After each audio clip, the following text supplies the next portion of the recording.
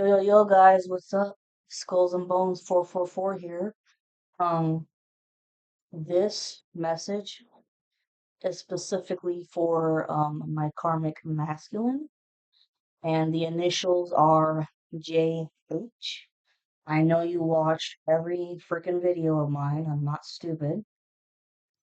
Um, but you keep running your mouth about how I'm stupid and that I don't know what heartache and pain is.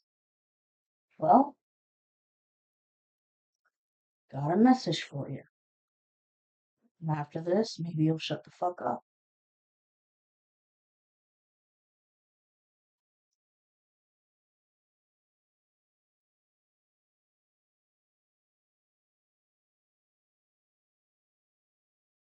Okay? So, to my karmic ex, based on all the rumors and gossip that's been said about me, especially by you, who told people that I was stupid and innocent when it comes to life's hardships and obstacles, I highly advise that you shut your pie hole because you have no idea what the hell you're talking about. But that being said, I mean, if it ain't the pot calling the kettle black, man, okay? Because for the past 7 years, you and the coven have been sending me some crazy shit with black magic. Okay, but this video is directed to the karmic. And after all the hardships and shit, I still managed to get back up. And I didn't crawl into a corner and cry like a little bitch.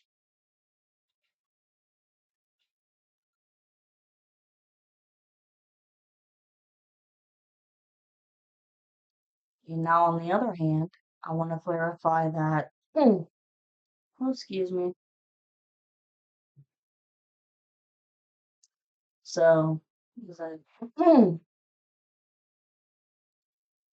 karmic masculine, very tall, and I mean so skinny that you could probably use him as a damn toothpick. Okay, blue eyes, long blonde hair, and very musically inclined.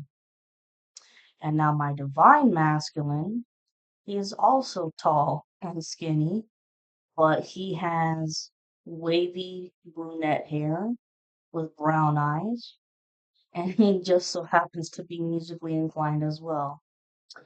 I'm clarifying this information so there is no confusion between the two.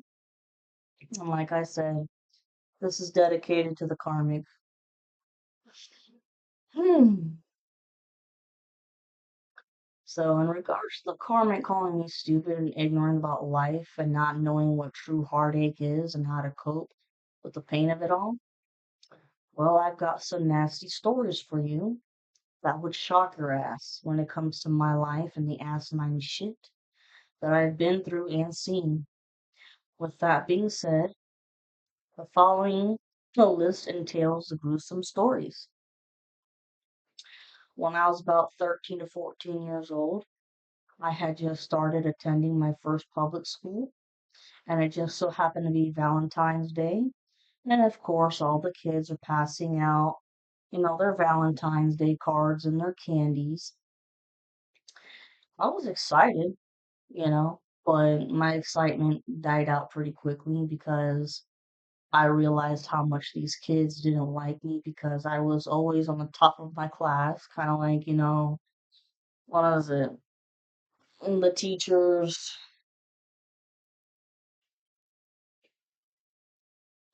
class something. I can't think of the word right now. The teacher's class pet. There we go. I was technically like the teacher's class pet. I've always gotten good grades. That's just who I am. I like to learn. I love to study. Hmm. So, well, they didn't like me because I was on the top of my class. Okay, and so I had noticed that these kids gave me their old rotten candy from Halloween from the year before, and you could see little worms and shit in it. And the cards said a lot of mean things in it about it. I didn't cry though. I didn't cry. I just told the teacher to look at the candy and the expiration date on it, along with the nasty messages and the cards. Those kids got a hell of a lecture for that, and I just threw it all away, but never shed a tear, which impressed the teacher and the kids because the kids hoped that that was going to humiliate me and always be on edge to go back to school. And no, fuck that. I'm not gonna let some nasty prank like that make me ruin my love for school and learning. Anyways, but just see, the thing about me, I was raised tough when it comes to dealing with bullies. And if, when they harass you, don't ever let them see you cry because then they'll know that they got the best of you. And fuck that.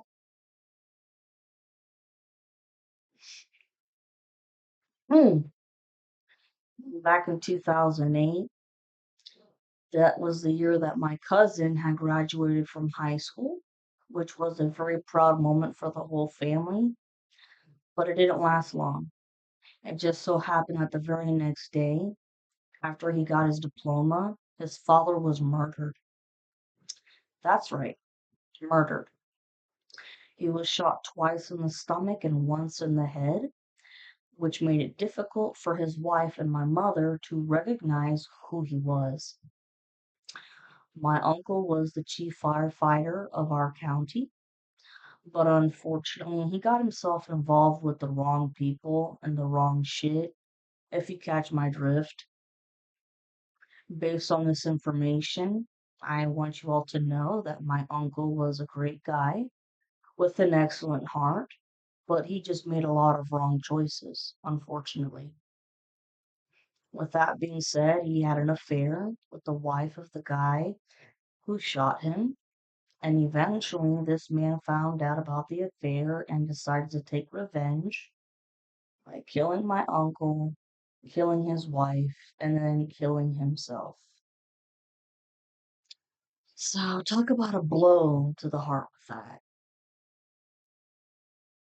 And the story was covered on the news too, because my uncle was a very popular man within the community, and he was great at his job.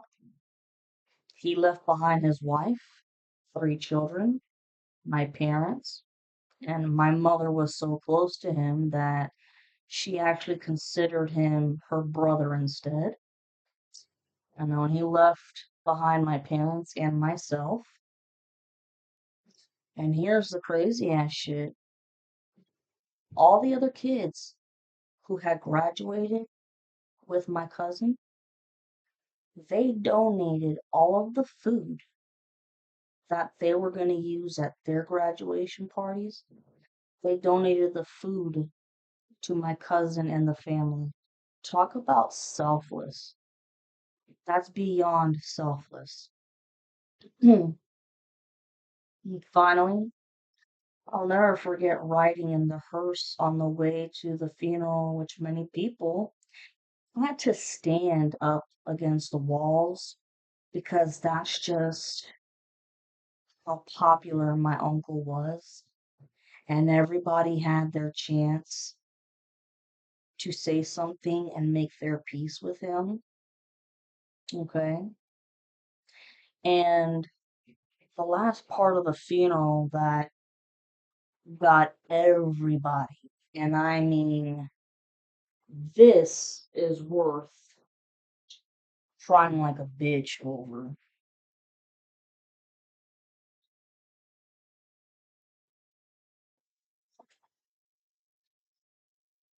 The very last part of the funeral, on the intercom, one of his co-workers had said,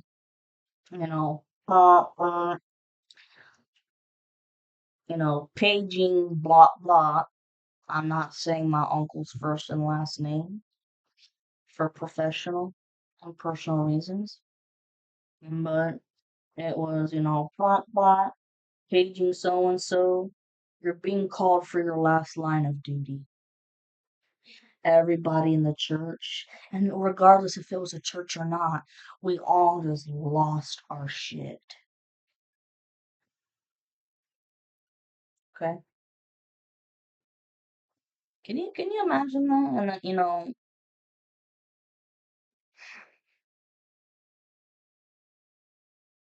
this person just left behind, a wife and three kids. And then me and my mom and my dad, we were very close knit and then very, very popular around the community. And the way he went was fucking gruesome.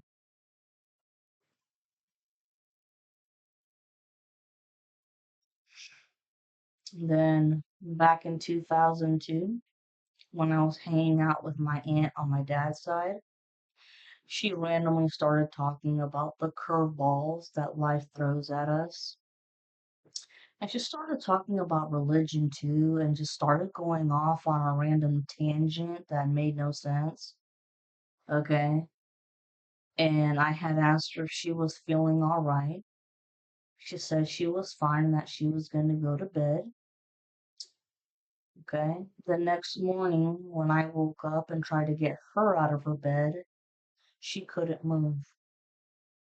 And that's because she committed suicide by overdosing on 10 Quaaludes, which she got from a friend. That friend was arrested, and the rest of the family was trying to put the pieces of the puzzle together to try and find out why she did it. Okay, she didn't leave a letter or anything, but finally, after the autopsy, we all found out the truth that it was the drugs. And nobody realized just how depressed that she was because you know how they say the most depressed people always put on a happy face? That was her. She always put on a happy face constantly, but deep down inside, she was depressed, and I don't think she knew how to get help. hmm So, I basically woke up to a dead body, my dead aunt, and had to call 911. I was exposed to dead bodies. Had a funeral parlor when I was 18 years old because that was my first job to be a custodian there. And that funeral parlor is actually called Blount and Curry. There's two locations. Every other weekend, I had to switch locations, and it was everything from, cleaning up the bathrooms, both men and women, vacuuming, cleaning the chapel, all of it, and sometimes the caskets were open, and sometimes they weren't. The ones that were open, it was kind of traumatic because it made me wonder, what did they die from?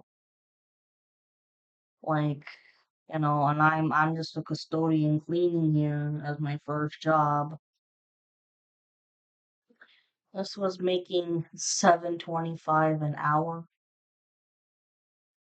and seeing shit like that, that's fucking weird. That's not something you tell your friends much.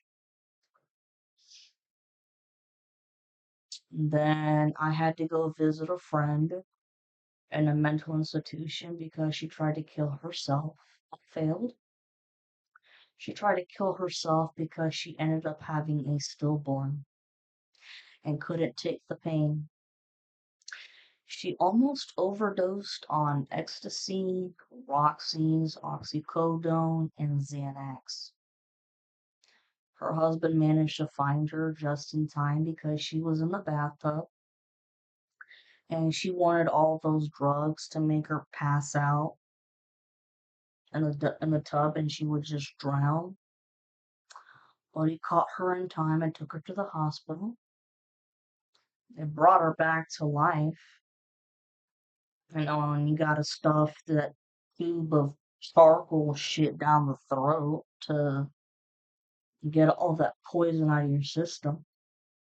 And so then once they brought her back to life, she had to go to the mental institution because, see, I don't know how it is in other states in America, but here in the state of Florida, if you try to kill yourself and if you're not successful, you have to go to a mental ward and they make you stay there for as long as they think you need to be there. You will be seeing different psychiatrists and shit until they think that you're ready to go. I only know this because I literally went to go and visit her every day, just like her husband. Because, I mean, how the hell do you talk to someone about having a stillborn?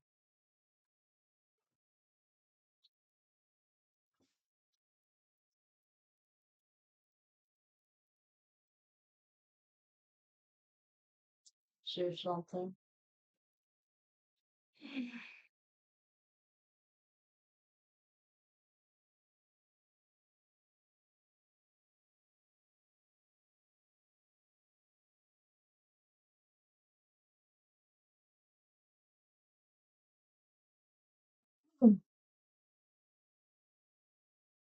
Okay. This is the final story, which is the biggest humdinger of them all.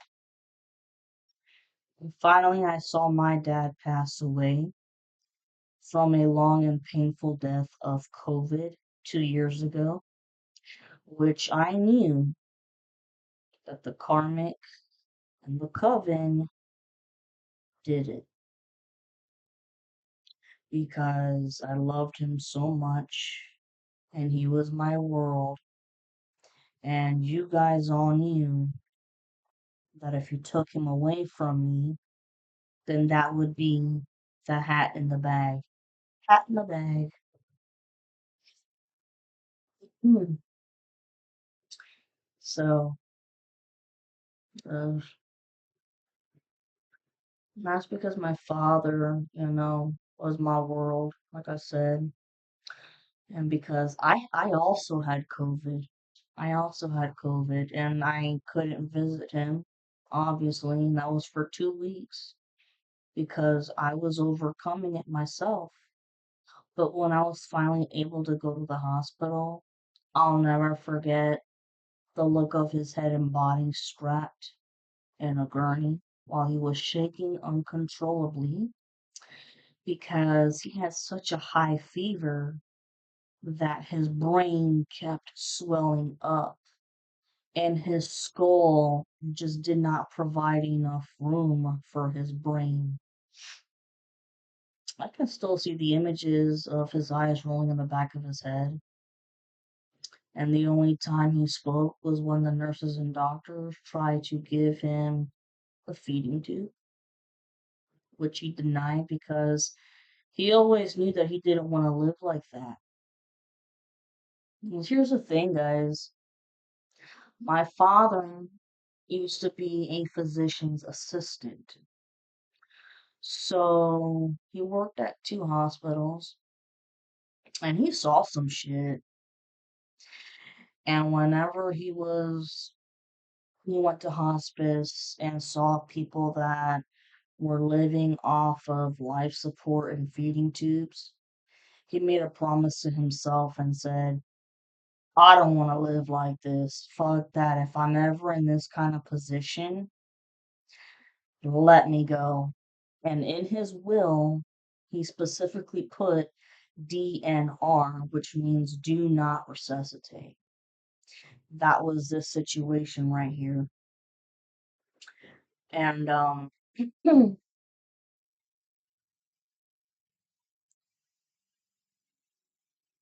you know, everybody who tried to give him the feeding tube before taking him to hospice, he said no to everyone and pushed them away. Even me, that broke my heart, but at that moment, I knew exactly what he wanted. He didn't want to suffer anymore, and I don't fucking blame him. I don't. However, out of everybody in that room, the only name that he screamed out was mine, which meant that I was on his mind because I was his world too. I was his only child, his little baby girl. I was his world. But it was like this weird telepathic thing between us where we understood what was going on. I knew that he was tired of living life like that. He didn't want to suffer. And he knew that not that he was always going to be by my side, watching me and helping me in life. That's what helped me out. And after he died in hospice, I went home, laid in my bed, just staring at the ceiling and feeling catatonic. Didn't want to do a goddamn thing because that's what depression does to you. But, I had some good close friends on my side that pushed me. They told me, like, we hate to be those friends that push you to get up and clean your house, do your dishes, whatever, because people who are depressed, they start to lack cleaning their house and shit, but that's normal. But I'm glad that I had friends who helped me to get my head out of my ass and to get my ass in gear and learn to move on. I mean, I'll always love my dad. I'll never forget about him. It's it doesn't get it doesn't get any easier. It just gets easier to cope with, you know.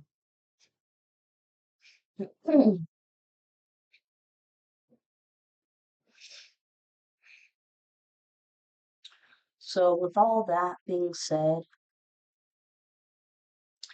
my dearest karmic masculine, don't you ever dare say that I'm stupid and that I don't know what heartache and pain is.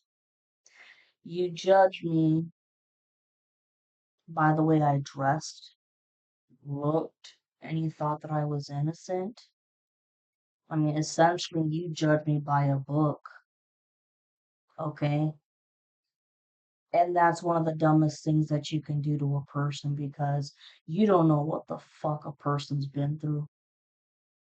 If you haven't walked a mile in their shoes, you don't know what the fuck they've been through. So I hope that this is a huge ass lesson for you, you ignorant asshole. Have a good day.